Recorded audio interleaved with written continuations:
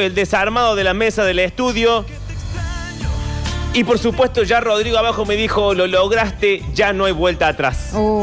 Ya no se puede volver, ya no podemos reinstalarnos, ya no podemos arrepentirnos. A partir de ahora solamente nos resta llegar en orden al comienzo de la programación 2026. Bueno, gracias por los aplausos. Habrá novedades de la programación, esta semana no. Pero la semana que viene... quizás habrá novedades de la programación 2026. Ya está todo prácticamente arreglado. Todo prácticamente ultimado. Falta algún detallito, alguna cosa, alguna hora, alguna media hora, algún movimiento. Pero ya están todos los equipos listos, ya está todo armado. Hola, bellos, dicen por aquí. Ayer lloré acordándome de mi ex y escucho este tema hoy. ¿Me mato o qué hago? Bueno, mátese, no queda otra. No, mentira, no lo haga, no lo haga. Las historias cuentan que en esa mesa fue concebida Lola Florencia. No lo sé, no me animaría tanto. Pero bueno, señores, ha llegado el momento de hablar seriamente, hablar de datos históricos. Para eso está Francisca Matoni, una licenciada en historia, señora, acá jajaja, viendo una mesa con chicles irse por el horizonte. Fran, ¿de qué vamos a hablar el día de hoy? Vamos a hablar de la primera transmisión de fútbol en la Argentina. Ok, bien. Por radio. Me encanta el tema del día porque aparte nos queda como muy bien y cómodos en esta emisora. En esta emisora y también para poder avanzar sobre el terreno de nuestros compañeros, como nos gusta hacer. Como nos gusta. ¿Qué pasa con este programa de la mañana? Es como una especie de ejército que va avanzando y conquistando territorio, sí, jodiendo al resto y quitándole temas de charla. De charla, sí, exactamente. Pero bueno, el primer partido transmitido en radio en la Argentina por la radio argentina, valga la redundancia, es en el año 1924. En septiembre del año 1924. 1924, sí, ok. Tenemos. La selección argentina recién se había conformado como tal en el año 1902. Ok. Estamos pensando en que el fútbol llega a la Argentina a fines del 1800, principios de 1900. Los primeros equipos se empiezan a fundar a partir de los primeros 1900 y picos, de la mano de los trabajadores de los ferrocarriles, en los distintos puntos donde se van ubicando estos trabajadores ingleses, sobre todo. Pero como selección como tal, en términos de liga de país, o sea, jugadores de fútbol que representan el país, se empieza a conformar en 1902. 1902. En el momento no existían todas estas cosas que nosotros decíamos antes, tipo Liga Profesional de Fútbol, Primera División. Como las categorías. No, o sea, la categoría general era la Asociación Amateur Argentina, porque todos jugaban como si fueran clubes de barrio o clubes armados por distintos grupos específicos, entonces no era que había una profesionalización de esos torneos que se iban haciendo. De hecho, antes de entrar de lleno en el tema, ya lo he dicho varias veces, pero lo repito, las primeras ligas que se van conformando son generalmente dentro de las provincias y, por ejemplo, la Liga Cordobesa se funda mucho antes que la Liga de Buenos Aires, de la que después va a salir la AFA, pero la Liga de Buenos Aires se llamaba Argentina, no se llamaba de Buenos Aires porque viste que ellos se arroban el país. Ellos son la Argentina. Claro, pero la Liga Cordobesa se funda mucho antes y técnicamente el primer campeón de una liga, o sea, de un torneo en la historia del fútbol argentino es Talleres. Pero en esta liga argentina, que se conforma un poco después, va a ganar primero Boca. Entonces, el primer campeón del país se considera es Boca, pero en realidad, técnicamente, si consideramos las ligas provinciales, debería ser Talleres. Talleres, ok. Ese es un dato interesante para pensar ahí también cómo el fútbol también tiene esas consecuencias de lo federal y lo del interior. Bueno, resulta que había un radio aficionado, porque en esa época no existían los relatores de fútbol, porque no se relataba la fútbol. Claro. Vos, para enterarte cómo salió un partido, o ibas a la cancha o te quedabas afuera de la puerta de algún diario donde pegaban el resultado en un papelito. No, en serio, qué simpático. O tenías que esperar a que saliera el diario, claro, con la noticia que explicaba más o menos lo que había pasado, cómo había sido la situación del partido. Ya en 1923, un año antes, se había transmitido un torneo de boxeo en Nueva York. Entonces esto empieza a dar la idea o la pauta de que los eventos deportivos podían ser transmitidos en la radio. Se podía hacer. Y bueno, y en la Argentina había un partido amistoso entre Argentina y Uruguay, la selección argentina y la selección uruguaya. Uruguay hacía 3 meses había ganado las Olimpiadas, que era como el equivalente al Mundial, porque no existía el Mundial de Fútbol todavía en ese momento. O sea, lo más importante para ganar eran las Olimpiadas. ¿Qué pasa? Por eso por eso Uruguay tiene 5 estrellas técnicamente, porque hay 2 de esas, o 3, no sé exactamente, pero hay un par de esas que las gana en términos de Olimpiadas. Claro. Y que según ellos cuentan a chequear. Pero bueno, la cuestión es que juegan Argentina y Uruguay, que eran de los mejores equipos en ese momento de fútbol del mundo, considerando que Brasil para ese momento todavía no dejaba jugar a los afrodescendientes en la selección, entonces eran malísimos. Claro. Y bueno, y llega ese partido que se iba a jugar primero en septiembre. Y se iba a hacer en la cancha, en el estadio de Barracas, que no es el mismo estadio que actualmente tienen, era un estadio que quedaba entre unas cuadras en esa zona, cerca de Lusuriaga, que al día de hoy son casas, o sea, ya no está el estadio, pero era el estadio más grande que en ese momento había en la Argentina. El de Barracas. El de Barracas, que tenía espacio para 37.000 personas. Ese estadio va a funcionar hasta 1937, después desaparece. Al día de hoy hay estudios arqueológicos en la zona para ver como restos de que el estadio estuvo ahí, etcétera, etcétera. Mira. Pero bueno, cuestión que ese era el estadio más grande, 37.000 personas. Pero ¿qué pasa? Se van a sobrevender las entradas. ¡Ay, no! Entonces la cancha va a tener una cantidad de más de 50.000 personas hacia adentro de lo que era el estadio, y quedan 10.000 personas afuera. Y en esa época tampoco existían las... ¿cómo se dice? Los alambrados. Ah, las medidas de seguridad. Sí, o sea, estábamos hablando de tipo una pelota a la cancha y que salgan a jugar. ¿Y entonces? El partido se va a terminar cancelando en los 4 minutos porque, digamos, la gente estaba en la cancha. Muy contenta. No, la gente estaba adentro de la cancha, digamos. O sea, era como que en el córner había gente mirando el... Pero pará, estaba dentro de la cancha porque no entraban y se fueron acomodando, claro, así, porque van o porque bajando. Furiosamente entraron a romper todo. De las dos. De las dos, bien. Un poco de las dos, pero van bajando. Resulta que cuando se reprograma ese partido, se reprograma para el 2 de octubre de 1924, a un radioaficionado, como dijimos, Martínez Sieber, de apellido, junto con un compañero del diario Crítica, que se llamaba Atilio Casime, deciden ir a transmitir, ver si podían transmitir el partido por la radio. Instalaron 3 micrófonos, digamos, uno que toma el sonido ambiente y uno para cada uno de los que estaban ahí en el estadio. ¿Como ahora? Sí, exactamente. Pero no había lugar, o sea, estaban literalmente en la tribuna con esos micrófonos, y todo en realidad lo iban transmitiendo a través de un teléfono. O sea, había como un teléfono con el que iban, como el que lo tenían como seguro, con la línea directa a la compañía telefónica más cercana. Sí. Y de esa línea directa llegaba el teléfono y se transmitía por la radio. O sea, como que era todo muy precario. Esa va a ser efectivamente la primera de las transmisiones, que también tienen ese partido de fútbol tiene otros datos interesantes, que es que el primer gol lo va a hacer Cesario Ontari, que lo hace un gol de córner. Ok. Que como nunca se había visto, nunca se había hecho un gol de córner hasta ese momento, porque el gol de córner no estaba legalizado por la FIFA, digamos, hasta hace unos meses. Y entonces hace un gol de córner, es decir, patea desde el córner y entra el gol entra la pelota al arco. Y ese gol se llama gol olímpico porque estaban jugando contra los uruguayos. Entonces todo lo que pasó ahí se empezó a denominar gol olímpico. Ok. Y ese 2 de octubre también le ponen alambrado a las inmediaciones de la cancha. Para evitar que la gente entre. Claro, y eso también se llama alambrado olímpico. No se puede llamar todo olímpico. Y de hecho, cuando gana Argentina ese partido, porque lo gana 2-1 finalmente al partido contra Uruguay, hacen una vuelta alrededor de la cancha festejando haber ganado, y también se da la vuelta olímpica. Sí. Bien. Sí. O sea, era como porque los uruguayos acaban de ganar las Olimpiadas. Entonces todo implicaba una cercanía. Esa cercanía. Bueno, en ese partido suceden todas esas cosas.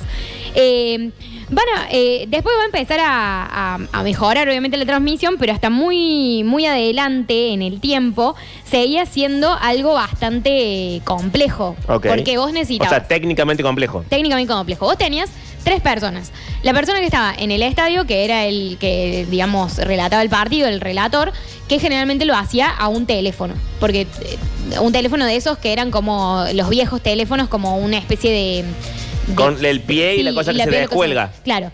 Y, el audífono que se descuelga. ¿Y por qué gritaban? ¿por qué gritaban? Porque no se escuchaban a ellos mismos si estaban saliendo de la radio o no.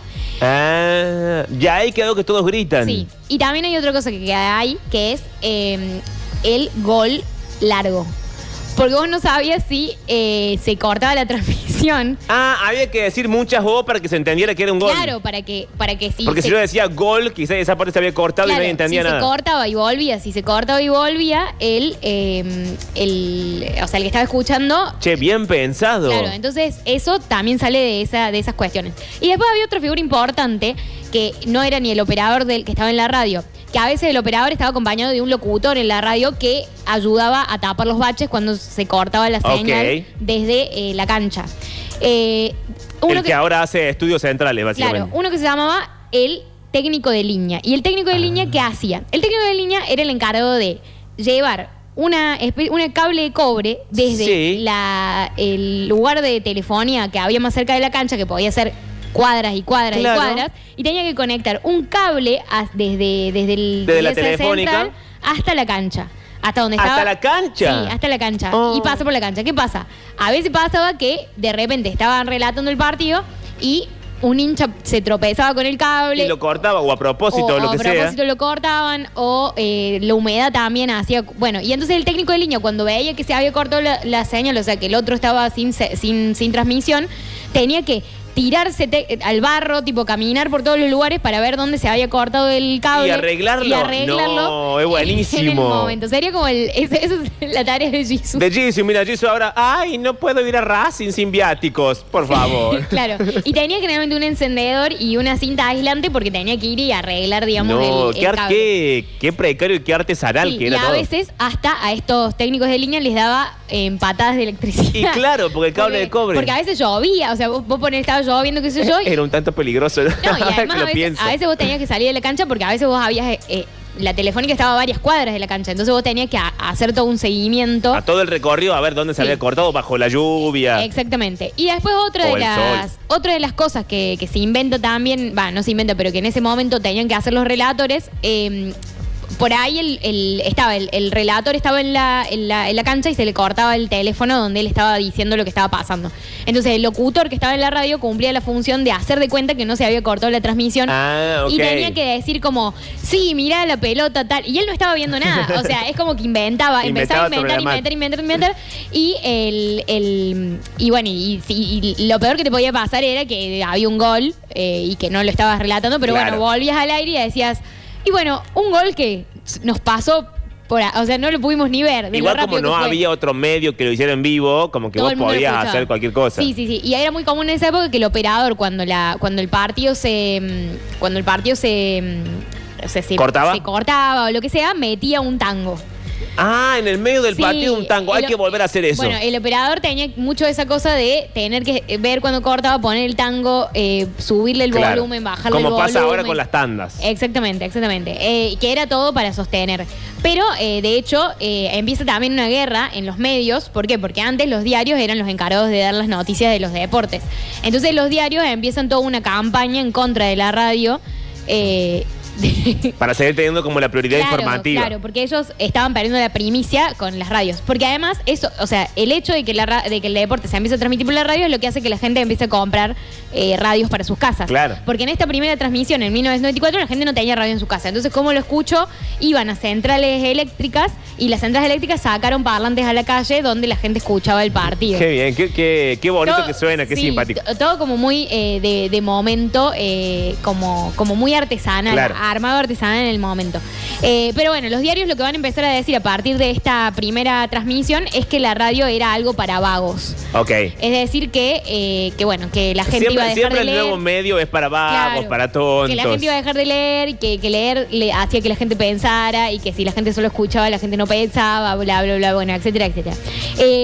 Un dato interesante en relación a estos partidos, Argentina-Uruguay, es que después, un mes después, va a haber un partido en Montevideo también Argentina-Uruguay. Bien.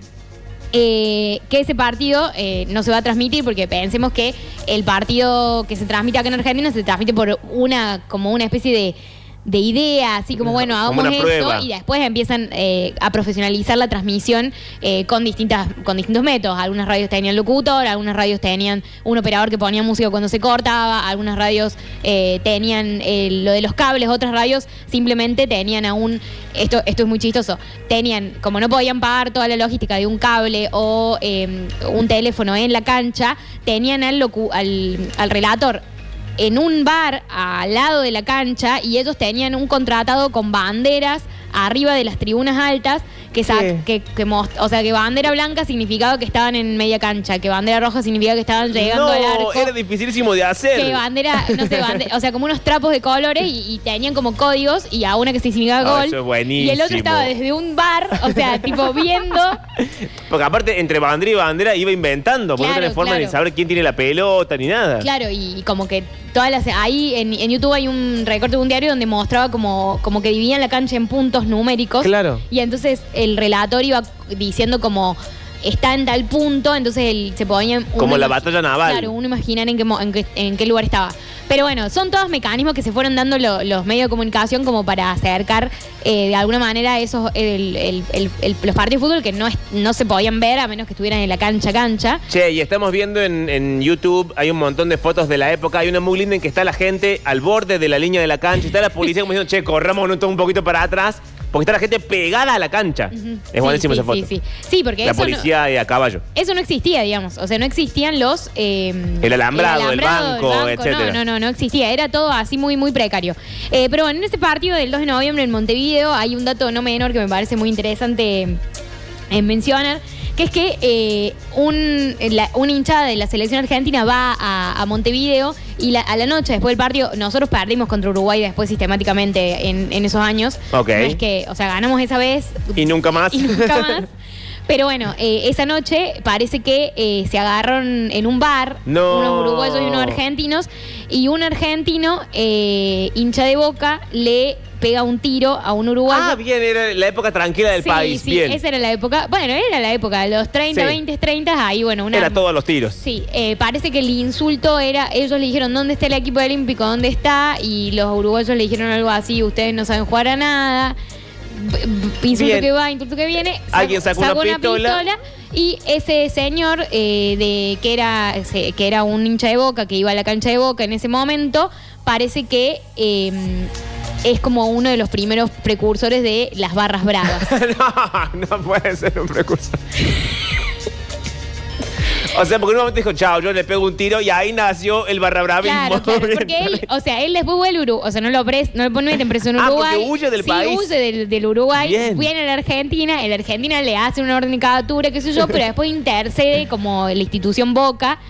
Para cuidarlo. Sí. Ya era así desde el principio. Sí. Bien, siempre fue igual, perfecto. Pero bueno, hay datos así muy, muy, muy interesantes. Después está en la fecha, hay una fecha establecida que me preguntó el Dani recién, que es la de 1927, que es como la fecha oficial de la transmisión, de la primera transmisión, que es en Radio Nacional, donde Tito Martínez del Box narra Sportivo Barracas y Estudiantil Porteño, que es el primer partido de fútbol argentino, o sea, de equipos argentinos, transmitido técnicamente en una radio que es de esta Asociación Amateurs Argentina, que se hizo con teléfono candelero, de esos que ya comentábamos, con mucho igual presupuesto ya, porque el operador de la radio y el dueño del medio de comunicación era Jaime Yankelevich. Ah, mira vos, ya era un Yankelevich. Sí. Entonces, imaginemos que había dinero puesto ahí para generar una buena transmisión de fútbol. Y obviamente los medios de comunicación que tenían más dinero para generar ese tipo de mecanismos que había que darse adentro de una cancha para poder transmitir un partido son los que empiezan a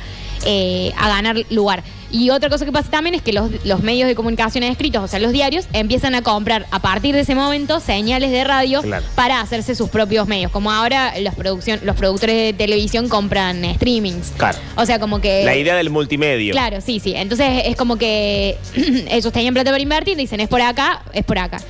Y después, mucho más adelante, se va a empezar a ver el partido por televisión, eso después de los años 60. Y en Argentina, técnicamente, nosotros transmitimos el primer mundial de fútbol a color. No para nosotros, para el resto del mundo. O sea, se puso mucha plata. En el Mundial de 78 se pone mucha plata para que claro. En el resto del mundo, porque la FIFA quería que se viera color, pero en el resto del mundo se vio color, pero adentro del país no se vio color, se vio en blanco y negro. Ese es un dato. No lo sabía, no lo tenía. Pero bueno, eso es un poco los medios de comunicación y el fútbol, y cosas interesantes de la historia del fútbol que por ahí uno no conoce, como por ejemplo esto de que el estadio de Barracas era el estadio más grande en un momento, que después desapareció. Que el primer Barra mató a un uruguayo. No le podemos decir el primer Barra Brava porque a vos se te ocurre. Señores, Francisca Matoni acaba de contarnos entonces la historia de la primera transmisión por radio de un partido de fútbol. Nosotros hacemos canción, tanda y a la vuelta, último bloque del programa del día de hoy. Ya hemos visto ser desmontada la mesa del estudio de abajo. Ya Rodrigo dijo: lo lograste, Durio, no hay vuelta atrás. Así que a partir de ahora, cuenta regresiva para armar el estudio de abajo y cuenta regresiva para la programación 2026.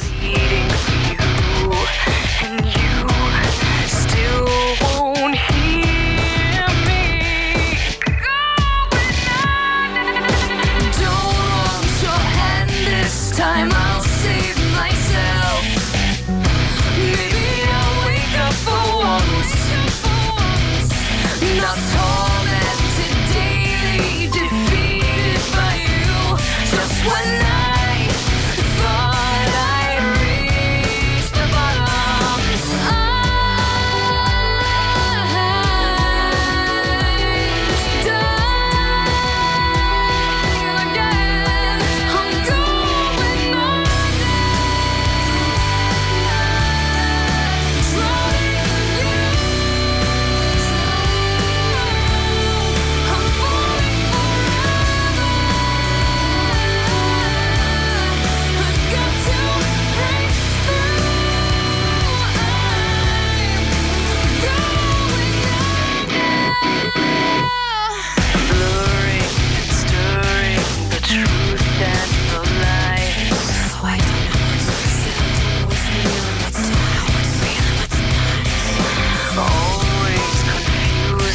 The thoughts in my head, so I can't trust myself anymore.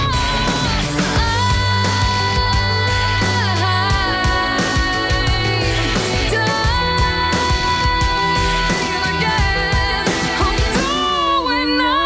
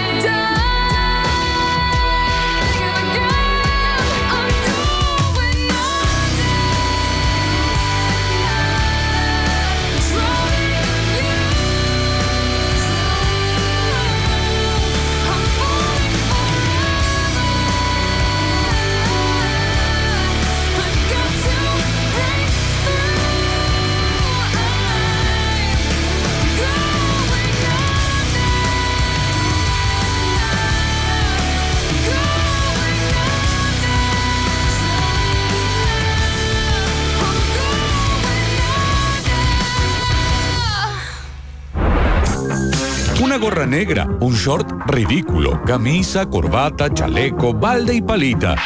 Es el uniforme ridículo de Pablo Durio para acompañarte en tus vacaciones permanentes.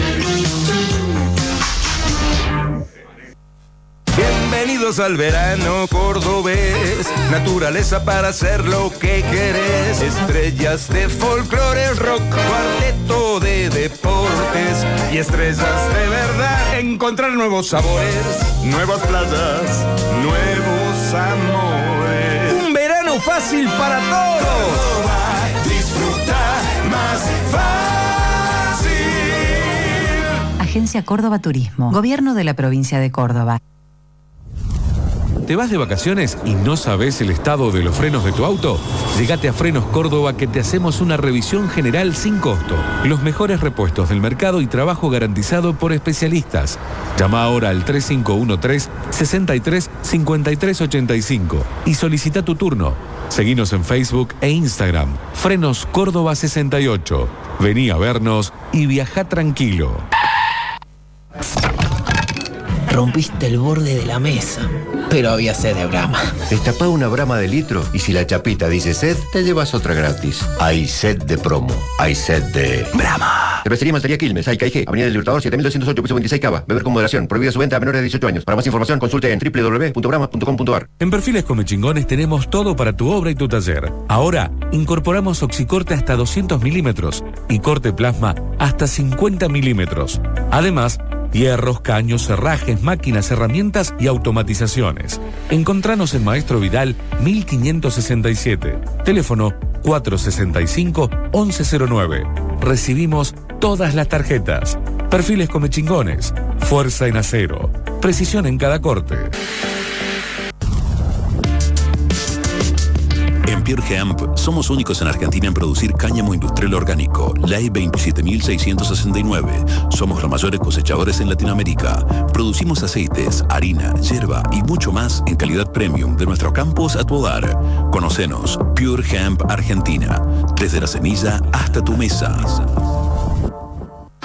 ¿Organizás eventos? Con Eventor tenés todo lo que necesitas en un solo lugar. No importa si es un evento grande o chico. Vende entradas, controla accesos y cobra como quieras. Sin comisiones. Todo es simple, 100% autogestionable y tu plata es tuya desde el primer momento. Aprovecha los créditos de bienvenida y empezá hoy mismo. Gratis. Ingresá en eventor.com.ar y revoluciona tus eventos.